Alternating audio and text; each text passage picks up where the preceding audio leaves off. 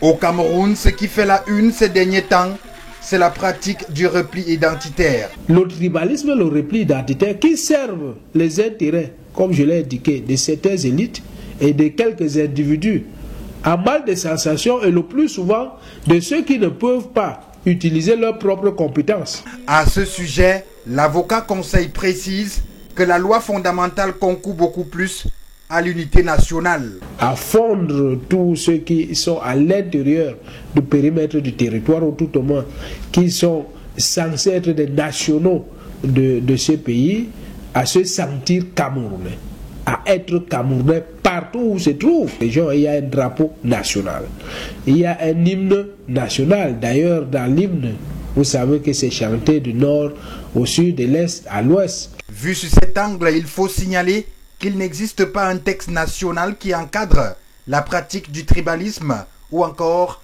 le repli identitaire. L'absence de texte, cela ne veut pas dire qu'on ne reconnaît pas les tribus.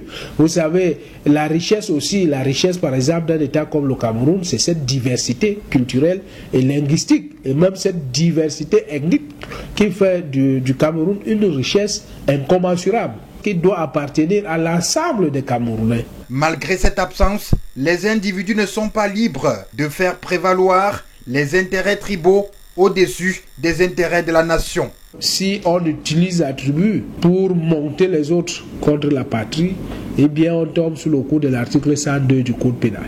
Et c'est la peine de mort pour ces citoyens.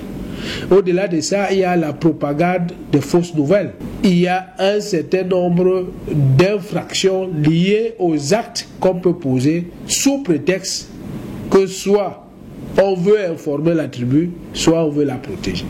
Même les membres d'une même tribu peuvent se plaindre du comportement de celui qui fait un repli identitaire frauduleux. C'est des replis stratégiques pour leurs intérêts parfois égoïstes et personnels. Voilà qui est clair, les principaux acteurs de ces pratiques sont désormais fixés sur leur sort.